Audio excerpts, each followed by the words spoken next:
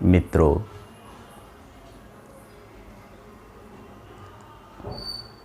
एक सन्यासी था जिसने बहुत गहरी साधना की थी। उन्होंने सत्य का अनुभव किया था। दूर दूर तक उनकी यश की चर्चा थी, दूर दूर तक ख्याति फैली हुई थी। बहुत से लोग उस सन्यासी से मिलने के लिए आते और अपनी समस्याओं का समाधान पाकर उनके प्रति कृतज्ञ होकर वहाँ से चले जाते। कुछ लोग जो बार बार उनके यहाँ आते, सत्य पर जब चर्चा होती तो कई लोग कहते थे कि गुरुदेव, आपने जो सत्य का अनुभव किया उस सत्य की व्याख्या एक पुस्तक में करें। आप एक पुस्तक लिखिए जिससे आपके नहीं रहने के बाद उस पुस्तक को पढ़कर हम सब सत्य को समझ सकें, सत्य को जान सकें। इस बात पर वह सन्यासी मौन हो जाता था। कई बार ऐसे प्रश्न आए कि आपने जो जीवन में अनुभव किया उसके ऊपर एक पुस्तक लिखें। और जब भी इस तरह की बातें होती, सन्यासी मौन हो जाता था। जब सन्यासी बूढ़ा हो गया, उसकी ख्याति दूर दूर तक फैली हुई तो थी ही, फिर भी कई लोग ऐसे आते और उसी प्रश्न को दोहराते कि गुरुदेव, आपने जो सत्य का अनुभव किया कृपया कर उसे एक पुस्तक में लिख दें, ताकि आपके नहीं रहने के बाद हम सब उसका अध्ययन कर सकें और सत्य को जान सकें। फिर भी गुरु मौन ही रहता था। जब उस सन्यासी का जीवन समाप्त होने का समय आया, उसे अनुभव हुआ कि अब मृत्यु मेरी निकट है। तो एक दिन सबको उसने बताया कि कल जैसे ही सूर्य अस्त होगा मेरा जीवन भी समाप्त हो जाएगा।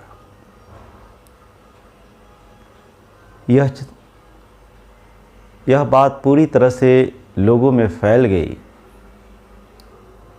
कि जो सिद्ध सन्यासी है कल संध्या होते ही अपने शरीर का त्याग करेंगे। दूर दूर से लोग उनसे मिलने के लिए आए। बहुत भीड़ इकट्ठी हो गई। उनके पास में उनके शिष्य थे। भीड़ों को देखते हुए उन्होंने कहा कि आप में से बहुतों ने कई बार सत्य के बारे में पुस्तक लिखने की बात कही और हम उस बात को टालते रहे, लेकिन मैं इस शरीर छोड़ने से पहले हमने निर्णय किया था कि मैं सत्य के बारे में कुछ लिख डालूं, और हमने एक पुस्तक लिखी है। सत्य के बारे में उस पुस्तक में हमने सब कुछ लिख दिया है। और अपने शिष्य को इशारा करते हुए उस पुस्तक को दिखाता है कि वह पुस्तक है, उसमें हमने सत्य के बारे में सब कुछ लिख दिया है। इस बात को सुनकर वहाँ उपस्थित लोग बहुत खुश हुए, लेकिन उनका एक शिष्य उस पुस्तक की ओर, जो गुरु इशारा किए उस पुस्तक की ओर बढ़ा, और ठंडी का जो समय था, पास में ही अंगीठी जल रही थी, आग जल रहा था। उस पुस्तक को उठाकर लाया और उस पुस्तक को जलते हुए आग में डाल दिया। यह देखकर सभी लोग चकित हो गए कि अरे, इतना कहने के बाद तो इस सन्यासी ने एक पुस्तक लिखा सत्य के बारे में, और एक ऐसा शिष्य है जो इस बहुमूल्य पुस्तक को आग में डाल दिया और ये जल गया, समाप्त हो गया। सारे लोग आश्चर्यचकित होकर के देख रहे थे। तभी वह जो सन्यासी मृत्यु शैया पर लेटा हुआ था, वह उठा और अपने उस शिष्य को गले से लगा लिया। उसकी आंखों में हर्ष के आंसू थे। उसने कहा कि अच्छा किया कि तूने उस पुस्तक को आग में जला डाला। अगर तू ऐसा नहीं किया होता तो मैं मरते समय दुखी ही रहता। अब मैं बेहद खुश हूँ कि कम से कम कोई एक व्यक्ति तो समझ सका मुझे। वास्तव में उस पुस्तक में कुछ भी लिखा हुआ नहीं था। अरे, सत्य को शास्त्रों में नहीं पाया जा सकता है। सत्य की अनुभूति तो अनुभव का विषय है, शास्त्र तो केवल माध्यम है। अच्छा हुआ तूने उस पुस्तक को जला दिया। वास्तव में उस पुस्तक में कुछ भी नहीं था। मित्रों, सच्चाई यही है। अगर हम शास्त्रों का अध्ययन करने लगे तो इतने शास्त्र हैं कि जीवन बीत जाएगा, लेकिन पढ़ते पढ़ते शास्त्र समाप्त नहीं होंगे। इसलिए जो सच्चे गुरु होते हैं वो शास्त्रों पर ज़्यादा महत्व नहीं देते, स्वानुभूति पर ज़्यादा महत्व देते हैं।